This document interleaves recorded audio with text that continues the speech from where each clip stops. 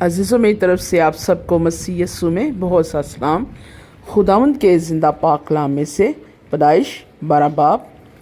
और खुदावंद ने इब्राहिम से कहा कि तू अपने वतन और अपने नातेदारों के बीच से और अपने बाप के घर से निकल कर उस मुल्क में जा जो मैं तुझे दिखाऊंगा, और मैं तुझे एक बड़ी कौम बनाऊंगा और बरकत दूंगा और तेरा नाम सरफराज करूंगा, सो तू बाइस से बरकत हो।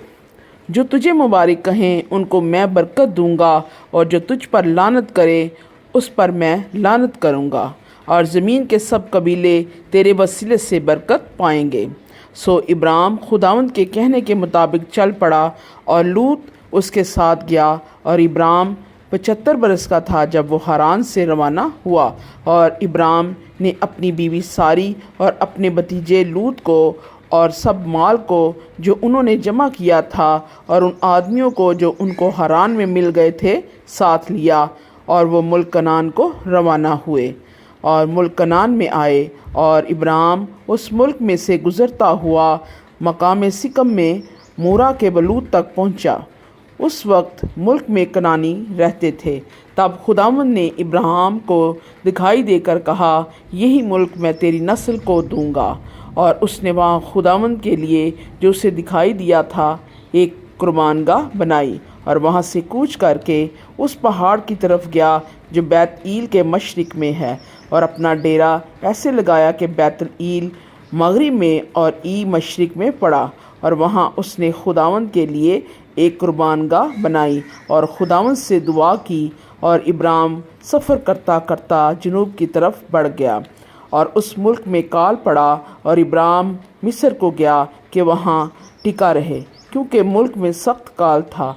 और ऐसा हुआ कि जब वो मिस्र में दाखिल होने को था तो उसने अपनी बीवी सारी से कहा कि देख, मैं जानता हूँ कि तू देखने में खूबसूरत औरत है, और यूँ होगा कि मिस्री तुझे देखकर कहेंगे कि ये उसकी बीवी है, सो वो मुझे तो मार डालेंगे मगर तुझे ज़िंदा रख लेंगे।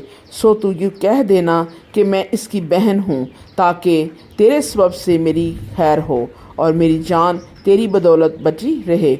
और यूँ हुआ कि जब इब्राहिम मिस्र में आया तो मिस्रियों ने उस औरत को देखा कि वो नहायत खूबसूरत है, और फ़िरौन के उमरा ने उसे देखकर फ़िरौन के हजूर में उसकी तारीफ़ की। और वो औरत फ़िरौन के घर में पहुंचाई गई, और उसने उसकी खातिर इब्राहिम पर एहसान किया, और भेड़ बकरियां और गाय बैल और गधे और ग़ुलाम और लौंडियां और गधियां और ऊँट उसके पास हो गए।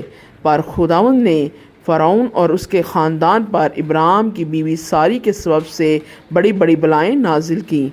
तब फ़िरौन ने इब्राहिम को बुलाकर उससे कहा कि तूने मुझसे ये क्या किया? तूने मुझे क्यों ना बताया कि ये तेरी बीवी है? तूने ये क्यों कहा कि वो मेरी बहन है?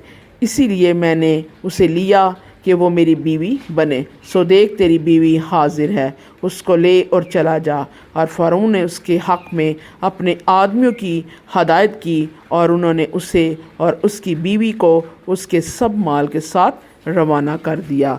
खुदावंद खुदा के पाक कलाम के पढ़े और सुने जाने पर उसकी ख़ास बरकत हो। आमीन।